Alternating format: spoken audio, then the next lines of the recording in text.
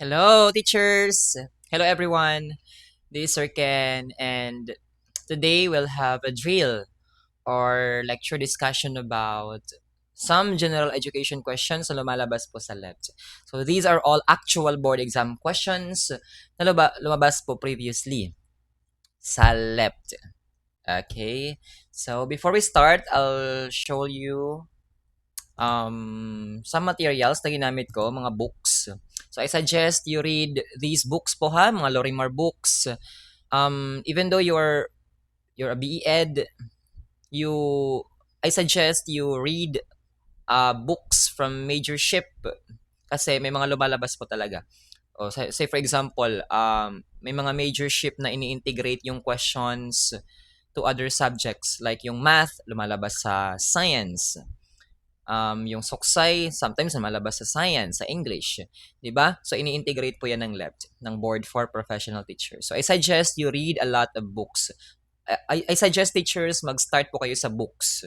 Sa mga libro po talaga kayo mag-start kasi nandun yung mga reliable concepts, principles, theories. Doon mo sila mahahanap. Okay? And then, itong bullets ng CBRC, it's very helpful for me, especially na nag-take ako ng board exam dati na wala akong alam or anong unahin ko. So, I suggest you read a lot of books. So, nandyan po sa ating description box yung mga links. Okay? Pwede kayo doon mag-order or mag-purchase. If you have the capability, may money, may pera. But if you don't have money, pwede kayo mag-download. Siguro may mga available or pwede kang available sa Google or sa mga websites, or you may borrow from your classmates or mga friends kung meron silang copy or hard copy ng mga books na ito. And I suggest you read this. Ayan, 2026 edition ng Let Reviewer. 2-in-1 na po siya. Meron siyang Gen Ed and Prof Ed.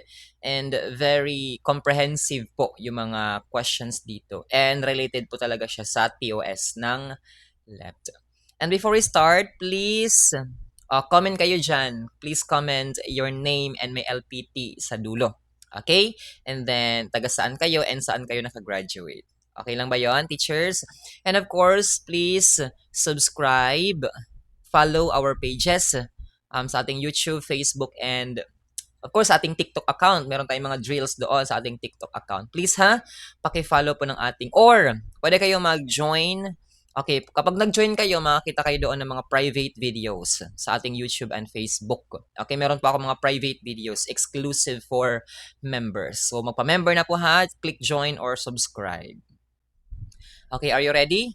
Our topic is general education. Very easy lang po yung mga topic. Just listen, take down notes, or comment kayo dyan na mga sagot ninyo. Okay lang ba, teachers? And please focus. I suggest how you take down notes. Lahat po ng mga nandito, take down notes or para ma-memorize, ma-familiarize yung ating mga questions and answers. Ulit-ulitin nyo lang po yung video na ito. Ulitin nyo po hanggang ma-master po ninyo. Especially may mga drills tayo later. Okay, number 1. Queen Elizabeth is an English monarch with the longest blank. Okay, what's the answer? What is your answer? Okay. What's the answer here, teachers? Okay, the answer here is reign. That's letter D, reign. Queen Elizabeth, the second, siya po yung longest monarch in England. Siguro pangatlo siya or pangalawa sa may longest monarch. Okay? And Queen Elizabeth II is the longest reigning queen. 'Di ba? 70 years po 'yan siya nanungkulan. 70 years and 214 days since 1952 until 2020. Namatay kasi siya 2022. And yung may longest verified reign ay si Louis the 4th, the 14th, okay, sa France. 72 years naman po yun siya. 72 years. And si Queen Elizabeth II, yung longest monarch in England. And yung Virgin Queen, si Queen Elizabeth the First. And yung may tawag dito, strict adherence to morality, si Queen Victoria. How about number two? The main thoughts of William Shakespeare, Merchant of Venice, is blank. Is it mercy comes from rain, mercy is limited, mercy is spontaneous and freely given, or mercy is only for deserving? Okay, I suggest teacher, hanapin niyo po yung mga words sa choices na may negative na meaning. Okay, mercy comes from rain. From rain lang ba siya? 'Di ba? Isipin niyo, mercy is limited lang ba ang mercy or awa? Limited lang ba siya? Spontaneous ba siya or freely given or for deserving lang ba siya? So obviously the answer is okay, letter C. Okay, favorite po ng board si William Shakespeare. Si William Shakespeare is the greatest sonnet writer, the Bard of Avon. 'Di ba? Siya yung Bard of Avon. When we say bard, poet. Okay, bard, poet. O, ano pa yung mga sinulat ni Shakespeare? Yung Romeo and Juliet. Yung may parang may family feud, 'di ba? Yung may theme na power of love, 'di ba? So yung feud ng family. Ayan. So, and then, yung Hamlet. Oh, kapag makita kayo ng Hamlet, to be or not to be. When we say to be or not to be, meaning indecision. Okay, indecision. And the core theme of Hamlet is procrastination and inaction. Oh, next naman, Macbeth. Macbeth, ang keyword natin dyan, ang theme dyan is man's over ambition. 'Di ba? Sobra ka ambisyoso na mga tao. Man's over ambition for power or hunger for power. No? Hunger for power, it can lead to moral decay and guilt. 'Di ba? So kailangan sakto lang. Hindi tayo uhaw sa power. Next, King Lear, okay? King Lear is also written by William Shakespeare. Ang theme po niya ay authority and chaos. Meron pa yan yung Midsummer Night's Dream. Okay, kay Shakespeare din po yan. And of course, The Merchant of Venice. Yan, Justice versus Mercy. And of course, paki-remember po yung Julius Caesar. Kay William Shakespeare din po yun. William Shakespeare Julius Caesar. Ba't tayo nabubulol ngayon? Okay, next number. The bang of the door, drown the tick-tock of the clock. So, napapansin nyo, parang may mga sound. Okay, basta may mga sound, ang sagot natin sa board exam is onomatopoeia. Okay, that is onomatopoeia. Simile, in Filipino, that is pagtutulad. Meron kang like or as. In Filipino, merong may word na parang, kagaya ng. O, see, for example, her smile is as bright as the sun. Diba? You are like a rose. So, merong like. So, meaning that is indirect comparison. Bakit indirect? Hindi siya direkta kasi gumagamit ka pa ng mga word na like or as. Okay, simile or pagtutulad. Kapag naman po metaphor or pagwawangis, that is direct comparison. Diretso na. Wala ka ng like or as. You are a flower in my eyes. You are the moon in my life. Life is a highway. Diba? Life is a tree. Wala ka ng like a tree. So that is metaphor in Filipino, pagwawangis. Ikaw ay electric pan. Ikaw ay puno ng aking buhay. O, di ba? Ganon. Kino-compare mo yung sarili mo sa isang electric fan or puno. Diretso na. Wala ka ng like or as. Ang tawag doon, metaphor or pagwawangis. O kapag naman may mga qualities ng human qualities, giving human qualities, ang tawag doon, personification or pagsasatao. O, say for example, sumasayaw ang poste. Oh, sumasayaw bang poste? No. Nagbibigay ka lang ng quality ng human being. Sumasayaw ang mga dahon. Okay, so ayan. Ano pa ba? What else? Aside from personification, meron tayong yung parang exaggeration, okay? Pagmamalabis or hyperbole. Okay? Pagmamalabis or hyperbole. O say for example, susungkitin ko ang buwan para sa iyo lamang, Char. Sigurado ka susungkitin mo? Or abot langit ang aking pagmamahal. Oh, grabe naman abot langit, 'di ba? Hindi ka naliligo, abot langit pa. Char. Okay, next. Onomatopoeia, mga sounds. Okay, remember onomatopoeia, mga sounds or paghihimig. Okay, mga buzzing, tiktok, bang, tinkle, tinkle, tinkle. Okay, onomatopoeia or sounds. And kapag naman gumagamit tayo ng words to convey meaning that is the opposite of its literal meaning, ang tawag doon, irony. Okay, yung parang may humor, irony. Say for example ng irony, no cigarette break, no No smoking during cigarette break. Walang smoking. Hindi pwede magsigarilyo during cigarette break. Di ba? Medyo may humor siya. Ang tawag doon, irony. Or, in Filipino, pag-uyam. Or pwedeng a fire station burning down. 'Di ba fire station may tubig naman 'yun, 'di ba? Burning down daw. Yes. Another example, napakalinis ng ilog, puro basura ang lumulutang, 'di ba? Napakalinis pero para maraming basura. So that is irony, may humor siya. Humor. Another parts of speech, I mean figures of speech or tayuta in Filipino, alliteration or pag-uulit. O kapag repetition of the same consonant sound. So that is alliteration or pag-uulit. O example, Sally sells seashells by the seashore. Another, kapag Filipino, matinding matinding mahirap ang mamuhay sa mundo. Di ba? May repetition of the same consonant sound at the beginning of words. Another, oxymoron or pagtatambal. Ayan, oxymoron parang may contradictory word. Dalawang words lang po pero may two contradictory or opposite words side by side. O say for example, you are pretty ugly. Pretty ugly. Diba? Ayun. Another is, that is deafening silence. Deafening, nakakabinging katahimikan, 'di ba? Deafening silence. Another, isang mabait na magnanakaw. 'Di ba mabait ba yung magnanakaw ang pumasok sa kanila? So ayun ha, example siya ng oxymoron. Two words lang po. Kapag irony, parang whole sentence siya or phrase.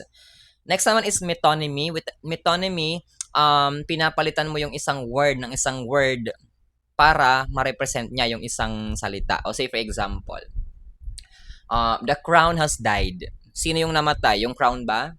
No, it's either the king or the queen yung namatay. 'Di ba? Pinapalitan yung king and queen ng crown. That is an example of a metonymy or in Filipino pagpapalit tawag. And of course, kapag merong part of a whole to represent the whole, that is synecdoche or pagpapalit saklaw. Say for example, the wheels on the bus. Yung wheels, part po siya ng bus. Okay? Example po siya ng synecdoche or pagpapalit saklaw. So, silang lahat, ang tawag po doon ay figures of speech or in Filipino, tayutay. Tayutay. Next, number 4. The apocalyptic lecture warns of serious natural disaster in case of calamity. The capitalized word means, okay, very good. It's prophetic. Okay, that is prophetic. Prophetic. Next question. Red letter day is ano? Is on or a?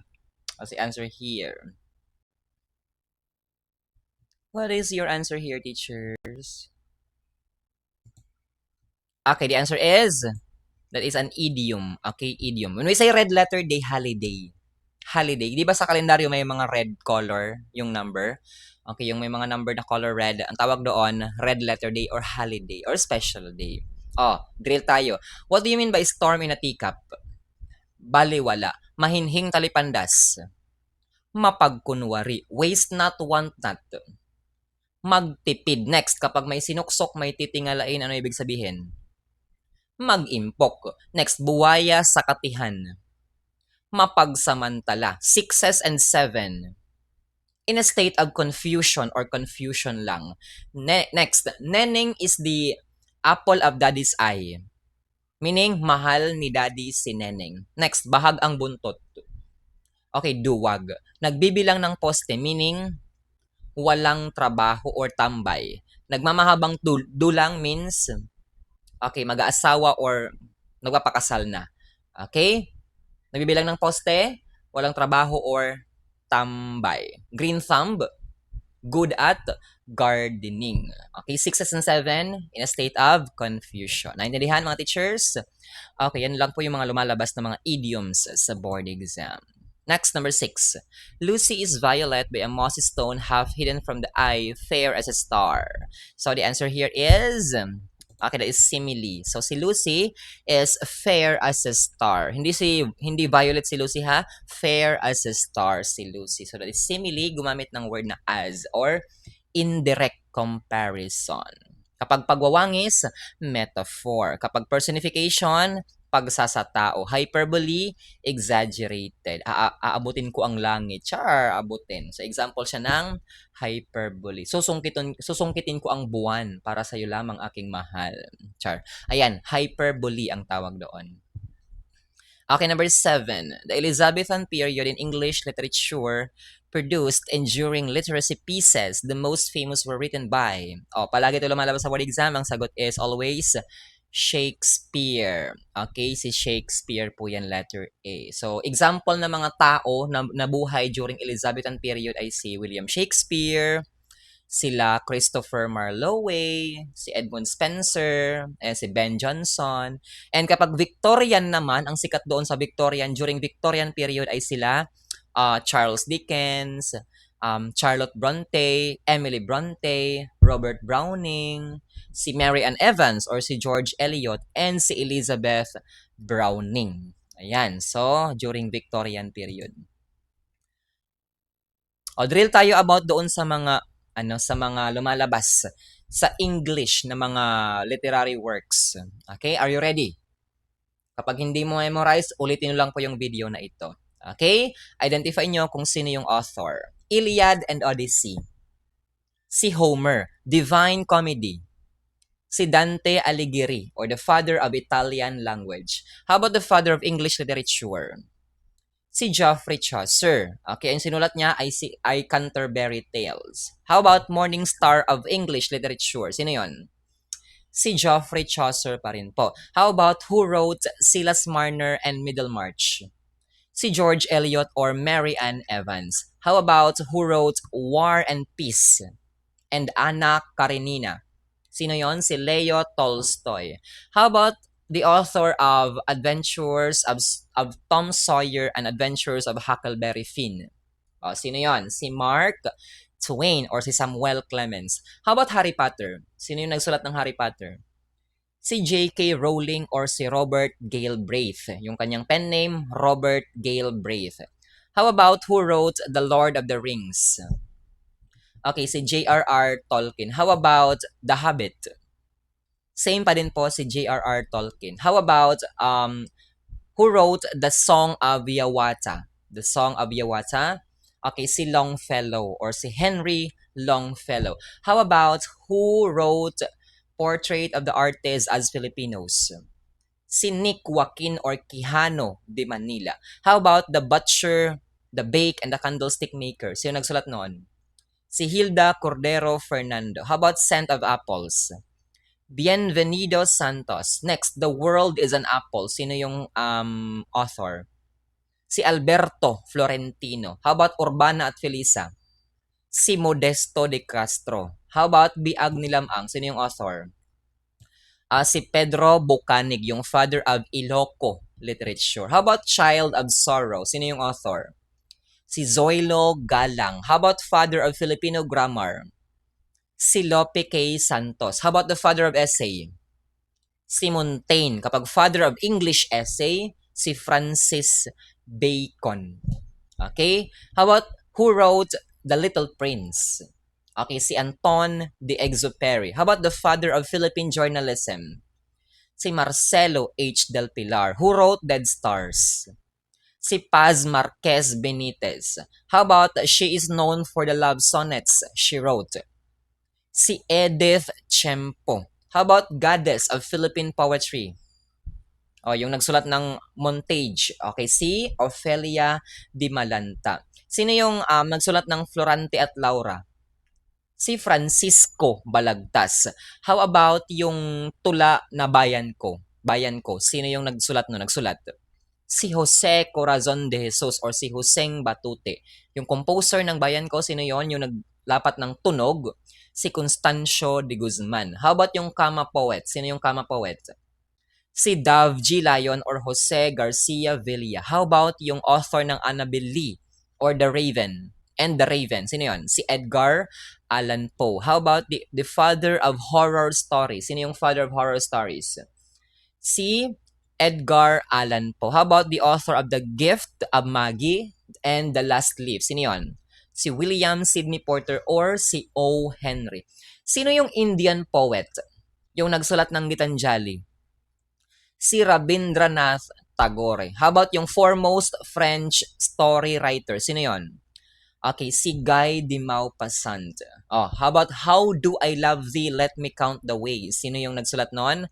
Sonnet 43, Elizabeth Browning. How about yung Scarlet Letter? Sino yung author ng Scarlet Letter? Si Nathaniel Hawthorne. How about The Road Not Taken?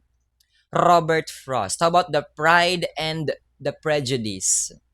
Si Jane Austen. How about The Count of Monte Cristo? Sino yung author ng The Count of Monte Cristo? Si Alexander Dumas. How about Uncle Tom's Cabin? Sino yung author? Uncle Tom's Cabin? Si Harriet Beecher Stowe. Next, who wrote A Christmas Carol? Si Charles Dickens. How about the greatest haiku writer? Si Matsuo Basho. How about the medieval German epic? That is Nibelungen Lied. How about the father of English tragedy? Si Christopher Marlowe. How about the author of The Great Gatsby? Si Scott Fitzgerald. How about the Rubaiyat? Yung nagsulat ng Rubaiyat. Okay, si Omar Khayyam. How about Divine Comedy? Si Dante Alighieri. What is the general theme of Rubaiyat? Grasp pleasure while you can. Sino yung Indian Shakespeare? Consider as Indian Shakespeare? Si Kalidasa. Okay. And sino nagsulat ng Macbeth? Shakespeare. How about Romeo and Juliet? Shakespeare. Merchant of Venice? Si Shakespeare pa rin po. How about King Lear? Si Shakespeare. Okay. Bard of Avon? Si Shakespeare pa rin po. Nakasunod ka ba, teacher? Kapag hindi ka nakasunod, ulitin nyo lang po yung video na ito. Okay? And yung full video po nasa YouTube. Okay, next question. The characters in Rizal's novels symbolize the varied reactions towards the colonizers from blank. Ano sagot? Oh, Rizal. The answer is, okay, Spain. 333 years tayo. Sinakop ng Spain. Ayan. How about the indigenous people from Pampanga, Tarlac, and Zambales? Malapit doon sa Mount Pinatubo. Doon sa Zambales. Okay, the answer is, okay, mga Aitas. Saan usually nakatira ang mga Mangyan? Which province? Okay, usually nakatira sila sa Mindoro. How about mga Igorot? Saan sila nakatira usually? Saang province? Sa Ifugao. How about Badjao? Usually sa seaside. Okay, sa tabing dagat. Kapag mga Aitas, okay, sa Pampanga, Tarlac, and Zambales. Next question.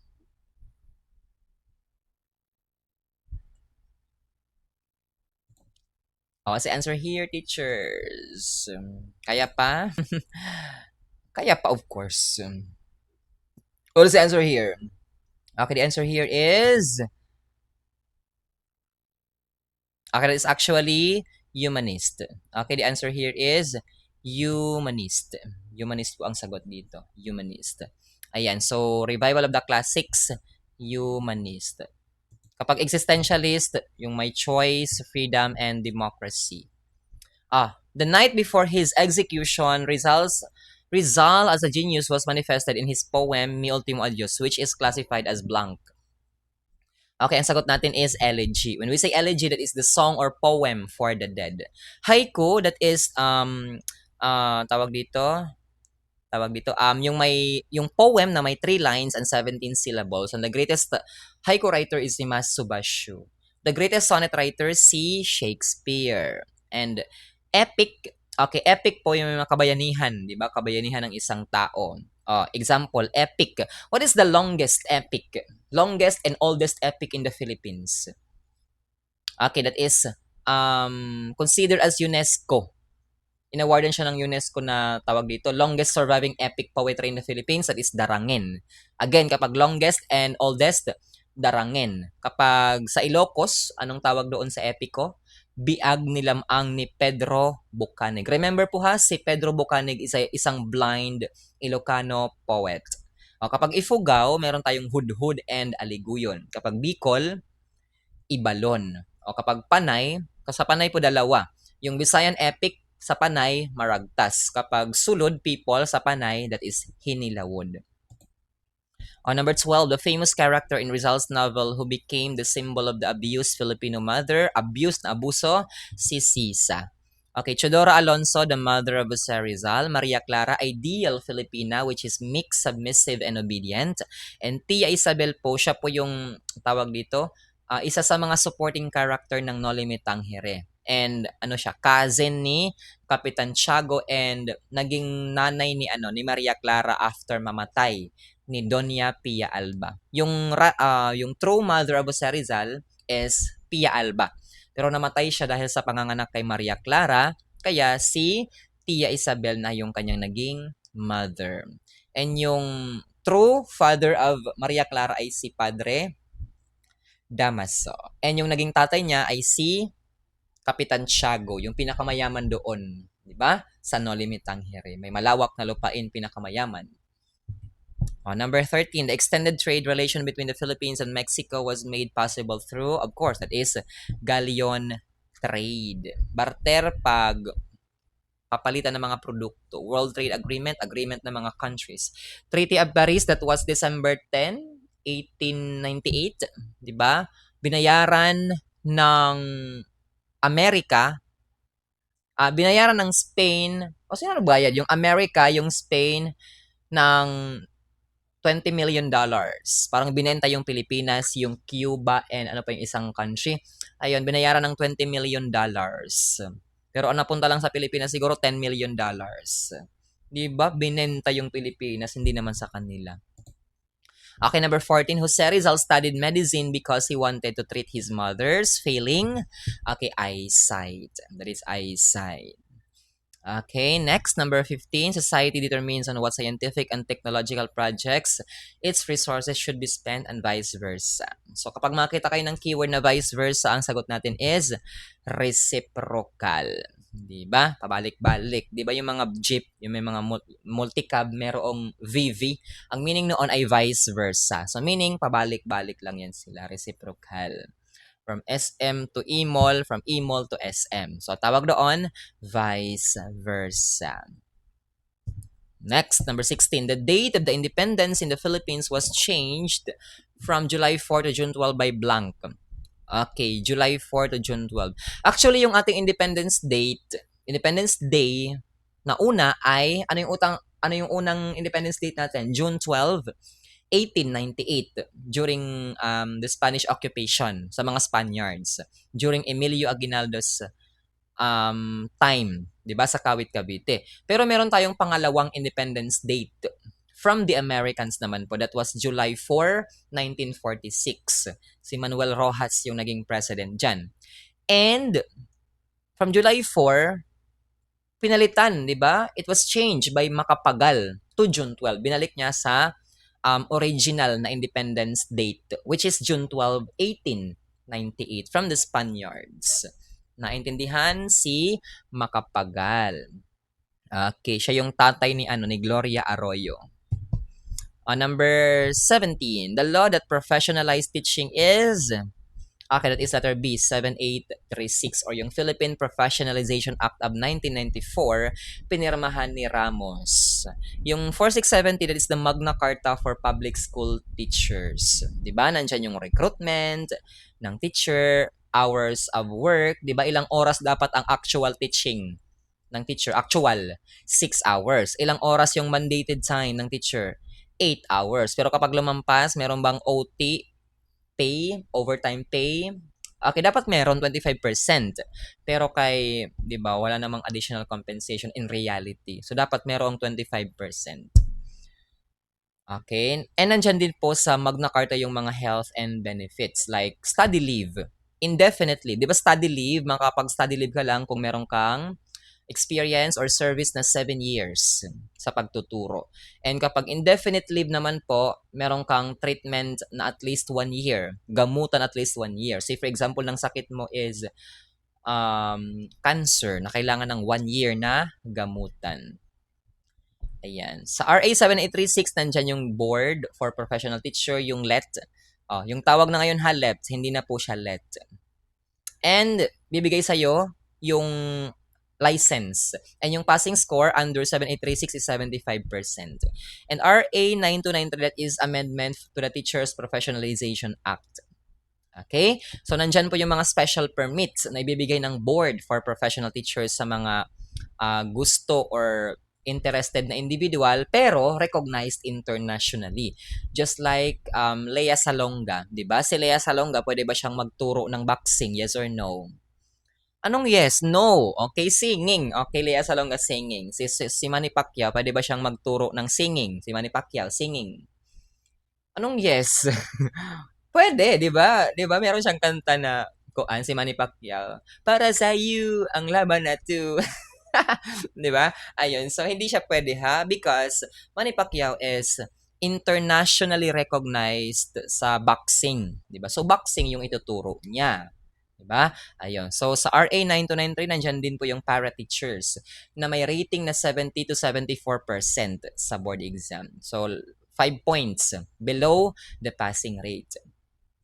And yung 10533 that is Enhanced Basic Education Act of 2013 or K to 12. O ilang years ang nadagdag sa K to 12? Ilang years? 3 years. Namely, kindergarten, grade 11, and grade 12. So ayan, ang curriculum sa K to 12 is learner-centered and spiral curriculum. Spiral curriculum. Next, number 18, the right demand presence of the accused is the right invoked in the writs of, okay, that is letter B, habeas corpus. Kapag information privacy, habeas data. Kapag mandate sa mga officials, writ of mandamus. Kapag right to life, liberty, and security, that is amparo. Kapag right to genuine happiness, that is civil rights. Pero kapag right to live and love, natural right. Kapag naman po right to healthy environment, that is the writ of kalikasan. Naintindihan? Number 19, distance education is made possible by computers known as, distance education, tapos may computer. Saan dyan yung pwede sa computer? Letter D, online learning. Asynchronous learning, asynchronous meaning hindi sabay-sabay. Okay? Pero kapag sabay-sabay, ang tawag doon synchronous or simultaneous. Kapag sabay-sabay, synchronous or simultaneous. Next question. Next question. Si Antonio de Morga. Antonio de Morga. Ang sagot natin dito is, yung mga Filipino, meron na silang own culture. So ito po yung inannotate ni Jose Rizal, 'di ba? Yung Sucesos de las Islas Filipinas. Siguro sinulat ni Antonio de Morga to mga 1600. And inannotate siya ni Jose Rizal sa Paris noong 1890. 'Di ba? Kasi mali-mali yung mga sinulat ni Antonio de Morga. So inannotate ni Jose Rizal. Siguro 136 pages itong libro na Sucesos de las Islas Filipinas. And every page meron at least 2 annotation si Jose Rizal sa libro na yan. 'Di ba? Para siyang counter history. 'Di ba? To awaken historical consciousness by showing pre-colonial capability. So, ayun. Pinalitan ni Jose Rizal nag-annotate. Number 21, the title Brain of the Revolution was earned by. Brain of the Revolution, sino yon? Okay, that is Apolinario Mabini. Kapag utak ng katipunan, utak ng revolusyon, sino yon? Mabini. Kapag brain of revolution, Mabini. Kapag utak naman ng himagsikan, sino yon? Si Mabini pa rin po. Kapag utak ng katipunan, si Emilio Jacinto. Kapag brains of the katipunan, si Emilio Jacinto. Emilio Aguinaldo is the first president, 'di ba? Ano siya, military leader and the youngest president of the Philippines and the oldest to die. Youngest and oldest to die. 94 years old siya nung namatay. Yan, siya yung nag-lead ng Philippine Revolution and nag-proclaim ng Independence Day in Kawit, Cavite noong June 12, 1898. Yung kanyang republic is Malolos Republic. Republic, 'di ba? Pero meron siyang ni-reject siya ng isang convention. Ang tawag doon sa convention, Acta de Tejeros. Okay? Na-reject si Aguinaldo as president. Graciano Lopez Haina is the founder of La Solidaridad and the Great Orator. Emilio Jacinto, the brains of the Katipunan, yung youngest general and the closest advisor to Andres Bonifacio. One of the youngest general, si Emilio Jacinto. Siya yung nag-author ng Kartilya ng Katipunan. Ayan. Si Apolinario Mabini, yung sublime paralytic, anong sakit niya? Polio. Di ba namatay siya? Bakit siya namatay? Dahil sa cholera. Kay cholera. Bakit? Uminom daw siya ng expired na gatas ng kalabaw. Di ba? Lawyer ang tali-talino pero namatay lang dahil sa expired na gatas. And Apolinario Mabini is the first prime minister in the Philippines. Lawyer po yan siya, lawyer. All these were ilustrados except, okay, that is Andres Bonifacio. Andres Bonifacio is the father of democracy. Yung kanyang pen name, ano yung mga pen names ni Bonifacio? Agapito, Bagumbayan, at May Pag-asa. O, kapag Rizal, ano yung mga pen names ni Rizal? Laong Laan, Dimasalang, Agno, P. Jacinto. Okay. Marcelo H. del Pilar, Pupdo, ano pa? Siling Labuyo, Plaridel. Ayan. Graciano Lopez Haina, Diego Laura. Siya po si Diego Laura. Number 23, educated Filipinos. Anong tawag sa kanila? Ilustrados. Okay, mga ilustrados sila. Yung mestizo naman po, mixed. Okay, mixed. Mestizo, mixed from the word mestizo. So, pwede siyang Spanish-Filipino, pwede siyang Chinese-Filipino. Mestizo ang tawag doon. Obrero, obreros po yan po yung mga laborers. Okay, Spanish term sa mga workers or working class, mga laborers. And propagandists, alam niyo naman siguro yung mga propagandists. Sila Jose Rizal, Haina, and Del Pilar. Propaganda. Triumvirates ng propaganda movement. Okay, propagandist ang tawag doon. Kapag ilustrados naman po yung educated class ng mga Pilipino or the enlightened one. Okay, usually nasa mga mayayaman tong pamilya to sila na nakapag-aral sa Manila or sa Europe. Yan, ilustrados ang tawag sa kanila. Number 24. Okay, 1s2, 2s2, 2p2, that is coinage or coinage.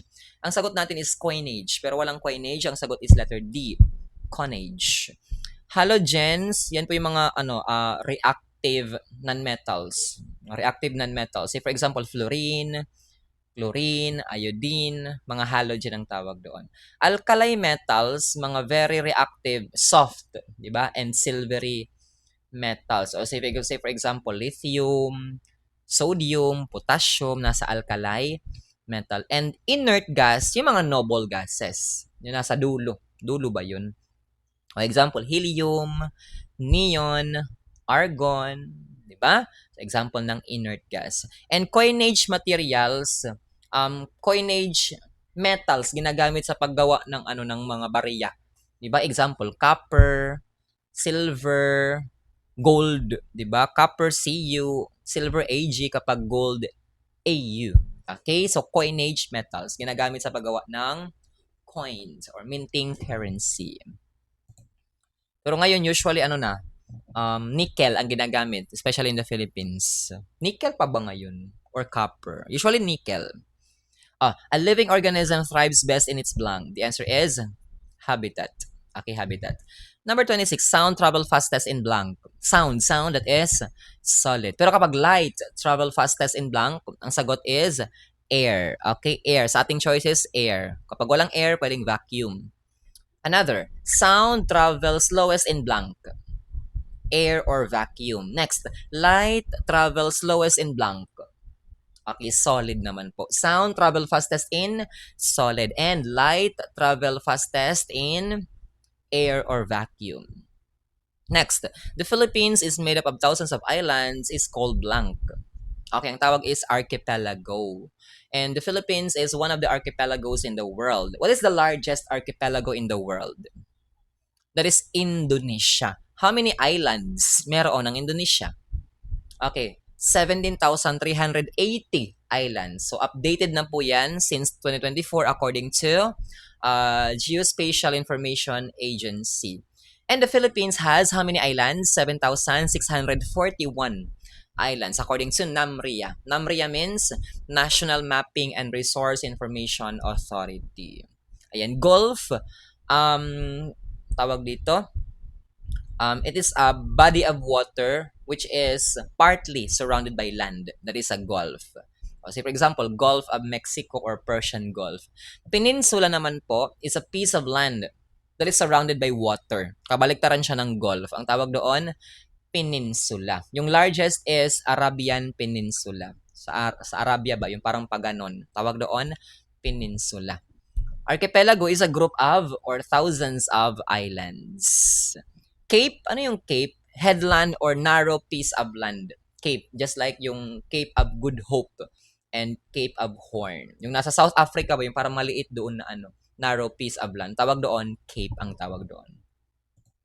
Next, number 28, the father of modern psychology is si Wilhelm Wundt. And the father of psychology is si Wilhelm Wundt. Thorndike, yung theory of connectionism, yung may law of effect, law of readiness. And Skinner, operant conditioning. Ang keyword natin sa operant conditioning, rewards, punishment, and reinforcement. Kapag naman po classical conditioning, ang keyword natin is automatic response. Watson, the father of behaviorism. Si Watson po, siya po yung unang nag-experiment about classical conditioning. Kinontinue lang po ni Ivan Pavlov. Next, half of the celestial sphere is cold blank.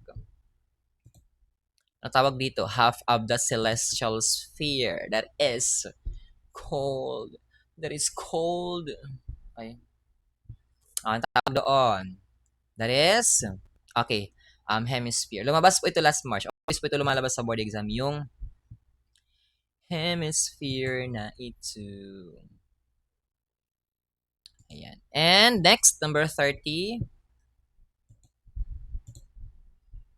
Perfumes contain organic compounds called esters. Okay, that is esters. Yung esters po yan po yung may parang few fruity odors. Fruity odors. Ayan. So, pwede siyang smells like pineapple. Like yung ethyl, smells like pineapple. Yung isomil, parang banana siya. Methyl, parang winter green. Diba? Esters. Next, the Philippines lies in a place where many volcanoes which make it a prone for volcano. So that is earthquake. So we belong to the Pacific Ring of Fire. 'Di ba? Kaya maraming mga bagyo, maraming always may lindol or linog sa atin. Okay, 32, the ovum is combined with sperm to develop an embryo. The reproduction is called, that is fertilization. Kapag sa labas ng tiyan, ang tawag is in vitro. Kapag sa loob, in vivo. Abortion, alam mo yun siguro yung abortion. And budding. Alam mo yung budding? Yung parang may tumutubo na something. O say for example, sa isang coral, di ba? May tumubo doon sa coral. Ang coral po is an organism, living organism. So may tumubo doon sa coral, ang tawag doon is budding. Kapag may tumubo sa sungay, sa pulo mo, ang tawag doon budding. Ayan. So kapag naman po, nabuhay yung isang organism pero hindi siya nag-fertilized, ang tawag doon is parthenogenesis. Parthenogenesis. Pero kapag naman, halimbawa, pinutol mo yung isang buntot ng lizard or tuko, tapos tutubo pa, ang tawag doon, regeneration. Regeneration. Okay. Or, halimbawa, sa mga, tawag dito, sa mga starfish, sea stars. Kapag, pinutol mo yung isang tentacles nila, tutubo pa yan. Okay? So, ang tawag mo doon is fragmentation. Fragmentation. Pero yung mga tao, wala po tayong kakayahan. Diba? Na patubuin or mag-grow ng ating parts. Kasi, hindi naman tayo, katulad ng starfish. Okay, next. The laws of heredity are the results of the study of blank. Heredity.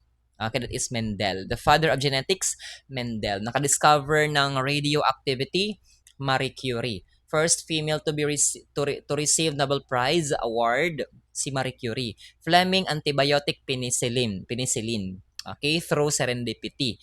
Darwin, yung father of evolution by means of natural selection, si Charles Darwin. 34, an orchid attached to a coconut tree, anong tawag dito sa relationship? That is commensalism. Kasi hindi naapektuhan, walang naapektuhan dyan. Diba? So, yung orchid nakaka-benefit, yung coconut tree, hindi siya naapektuhan, wala lang, 'di ba? That is commensalism. Predation, yung may prey and predator, yung nagkakainan, 'di ba? May namamatay. Say for example, lion and zebra, 'di ba? Lion and zebra, or lion or donkey. Lion and donkey. So yung lion yung predator and donkey is the prey. Parasitism, may mga parasites or mga unwanted guests sa tiyan ng tao, parasite. Kuto, example ng parasite. Yung isa, nakaka-benefit, yung isa nakaka-harm. Osmosis naman po, parang ano siya, the water balance. 'Di ba? Movement involving water. Next, number 35, the best reliable source of scientific knowledge is letter A, empirical study. So when we say empirical study, based on evidence or data. So dapat meron kang direct observation or experience. Tawag doon, empirical data. So dapat makagather ka ng data or evidence. Next, number 36. Between all life forms, that is food web. Food web. Kapag single, straight line lang po siya, simple path, linear, ang tawag doon food chain. Pero kapag complex network, many interconnected food chains, ang tawag doon food web. 37. All of the following contribute to environmental conservation except. So negative yung hahanapin natin. That is letter C, carburetor, exhaust. 38. Zebra, horse, and donkey have similar characteristics because they belong to the same genus. Pero kapag different, ang sagot natin, species. They belong to the different blank species. They belong to the same blank, ang sagot is genus. Yung highest doon sa taxonomy, biological taxonomy rank, domain. Yung most specific, that is species. The father of taxonomy, C. Carolus Linnaeus. The father of modern taxonomy, Carolus Linnaeus. The father of ancient taxonomy, Aristotle. Number 39. Saan dyan yung may nagko-consume ng most energy? Anong sector ng economy? Okay, that is letter... Okay, ang sagot po dito, teachers, is letter B. Letter B yung sagot natin dito ha, letter B. Huwag kayong papaano dyan. Ang sagot natin dito is letter B ha, letter B. Industrial po siya. Industrial.